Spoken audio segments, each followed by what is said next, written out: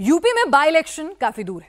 अभी हरियाणा और जम्मू कश्मीर में चुनाव है, लेकिन सबसे तीखी जंग यूपी में छिड़ी हुई है। सबसे तगड़ा रिएक्शन यूपी से ही आता है। योगी और अखिलेश के बीच वनडे मैच चल रहा है। योगी वर्सेस अखिलेश हो रहा है। इस लड़ाई में अब बुलडोजर सेंटर पॉइंट बन गया। पहले योगी आए बुलडोजर एक्शन के बारे में बताए, फिर अखिलेश ने भी योगी के बाउंसर पर बुलडोजर के ऊपर शॉट मारने की कोशिश की। इस वनडे मैच में एंड में क्या हुआ, इस सियासी जंग में कौन किससे आगे चल रहा है, इस रिपोर्ट से आप खुद समझिए। 2027 में क्या होगा, ये उपचुनाव में तय हो जाएगा। उपचुनाव की लड़ाई अब अखिलेश बनाम योगी हो गई है। योगी आदित्यनाथ ने अखिलेश यादव को अब मुद्दा विहीन कर दिया है। यूपी में अब सिर्फ योगी बोल रहे हैं और अखिलेश उसका जवाब दे रहे हैं। बुलडोजर पे हर एक व्यक्ति के हाथ नहीं फिट हो सकते। इसके लिए दिल और दिमाग दोनों चाहिए। दिल और दिमाग दोनों चाहिए। बुलडोजर जैसी क्षमता और दृढ़ प्रतिज्ञा जिसमें हो वही बुलडोजर चला सकता है। दंगाइयों के सामने नाक रगड़ने वाले लोग बुलडोजर के सामने वैसे ही पस्त हो जाएंगे। अरे बुलडोजर चलाने के लिए हिम्मत चाहिए, हिम्मत। ये दंगाइयों के सामने और माफियाओं के सामने नाक रगड़ने वाले बुलडोजर क्या चलाएंगे? बुलडोजर को देख करके इनको वैसे ही हार्ट अटैक हो जाएगा। ये लोग नहीं झेल पाएंगे इन बातों को। और जहां तक दिल और दिमाग, हमारे पत्रकार साथी आपको सबको पता है, ये कोई पहली बार बात नहीं मैं कह रहा हूं और फिर कहता हूं, बुलडोजर में दिमाग नहीं होता है, स्टीयरिंग होता है। उसमें स्टीयरिंग से चलता है बुलडोजर। उत्तर प्रदेश की जनता कब किसका स्टीयरिंग बदल दे या दिल्ली वाले कब किसका स्टीयरिंग बदल दें। योगी की स्पीड बढ़ गई है। योगी अखिलेश से काफी आगे निकल चुके हैं। अखिलेश यादव योगी से काफी पिछड़ चुके हैं। ये बात अखिलेश यादव पूरे समाजवादी कुनबे को समझ आ गई है। इसलिए अखिलेश यादव फिर से वही नैरेटिव बनाने में जुटे हैं जो 4 जून के बाद गढ़ी गई थी। योगी की कुर्सी खतरे में है, लेकिन 4 जून के बाद योगी कई बार दिल्ली जा चुके हैं, लखनऊ में कई बार कैबिनेट मीटिंग कर चुके हैं। योगी की कुर्सी न पहले खतरे में थी न आगे है। अखिलेश को समझ नहीं आ रहा है कि योगी आदित्यनाथ की स्पीड को रोके तो रोके कैसे। ये जो लोग बोलते हैं, इनको अवसर दिया गया था, जब उन्होंने नहीं किया है और जब इन्हें अवसर मिला है कि वो लूट खसोट किए हैं, तो इनको फिर से ये लोग कुछ भी बोले, कभी विश्वास करने की आवश्यकता नहीं। ये लोग बोलते रहेंगे क्योंकि इनके पास अब बोलने के सिवाय कुछ भी नहीं बचा हुआ है। जनता इनको देख चुकी है, इनका गुंडागर्दी देख चुकी है, इनकी अराजकता देख चुकी है। अखिलेश ने योगी को 2027 वाली धमकी दी है। धमकी 27 में समाजवादी सरकार आते ही बुलडोजर बदलेगी। धमकी गोरखपुर में बुलडोजर दौड़ाने की। हुआ कि आपने जानबूझ करके जिनसे आपको बदला लेना था, नीचा दिखाना था और अपनी सरकार की ताकत पर, अहंकार पर आपने जानबूझ करके बुलडोजर चलाए, जिसका परिणाम यह है कि हाई कोर्ट से लेकर के सुप्रीम कोर्ट ये कह सकता है कि बुलडोजर संवैधानिक नहीं है, अनकॉन्स्टिट्यूशनल चीज है। और कल ही सुप्रीम कोर्ट ने कहा है कि अब बुलडोजर नहीं चल सकता है। तो क्या अभी तक जो बुलडोजर चल रहा था उसके लिए सरकार माफी मांगेगी कि नहीं मांगेगी?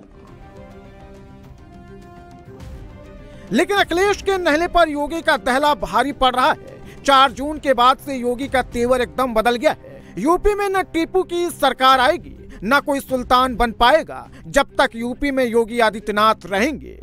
लड़ाने वाले लोग हैं ना, आज जो कह रहे हैं, तमाम प्रकार की बात कर रहे हैं, तमाम प्रकार की बड़ी बड़ी और घोषणा अपनी मनबड़ई में करने का फिर से दुस्साहस कर रहे हैं। क्या ये सच नहीं है? क्या ये सच नहीं है? ये वही लोग हैं जो टीपू आज सुल्तान बनने का ख्वाब फिर से देख रहे हैं। बहन और भाइयों, यही टीपू थे जो माफिया के सामने नाक रगड़ करके आपके सामने पहचान का संकट खड़ा करते थे। यूपी में अब लड़ाई योगी मॉडल बनाम अखिलेश मॉडल हो गई है। योगी जहां जा रहे हैं 2017 से पहले समाजवादी मॉडल को गिना रहे हैं, लोगों को सावधान कर रहे हैं, अपराध, लूट, गुंडागर्दी, माफियागिरी, बहन बेटियों की इज्जत से किस तरह खिलवाड़ होता था बता रहे हैं। अगर कहीं जाएंगे कहेंगे मैं प्रयागराज से हूं, फूलपुर से हूं, लोग सम्मान देंगे। लेकिन बहनों और भाइयों, क्या ये सम्मान उत्तर प्रदेश वासियों को, प्रयागराज वासियों को 2017 के पहले भी मिलता था क्या? 2017 के पहले तो कहीं जाते थे, लोग पूछते थे कहां से आए हैं। अगर कोई कह दे कि यूपी से है, प्रयागराज से हैं, गोरखपुर से हैं, तो उस समय लोग बड़ी हेत इससे देखते थे, हटा देते थे, कहते थे भाई ठीक है आप जाइए भैया। योगी सुशासन की बात कर रहे हैं, अखिलेश 2027 में सत्ता पर बैठने का ख्वाब बुन रहे हैं। योगी बहन बेटियों की सुरक्षा की बात कर रहे हैं तो अखिलेश जानबूझकर फंसाने की बात कह रहे हैं। योगी नियुक्ति पत्र बांट रहे हैं तो अखिलेश जाति वाला गुणा गणित बैठा रहे हैं।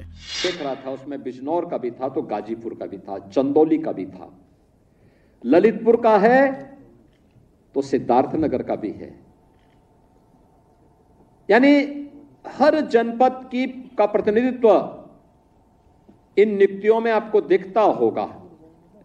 न जाति का भेद, न क्षेत्र का, न किसी प्रकार का न भेद। लोगों को अवसर मिला, उन्होंने पहले पहचान का संकट खड़ा किया अपनी अराजक गतिविधियों से, अपने भ्रष्टाचारी गतिविधियों से, और फिर प्रदेश को दंगों की आग में झोंकने का काम भी किया था।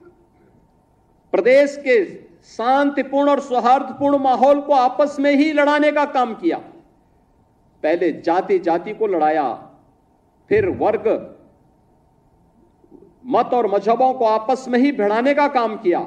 महीनों दंगों की आग में झुलसता रहा उत्तर प्रदेश। उत्तर प्रदेश में किसी भी स्तर पर अपॉइंटमेंट हो, टॉप से लेकर के नीचे तक सब पे प्रश्न लग रहे हैं, उंगली उठ रही है।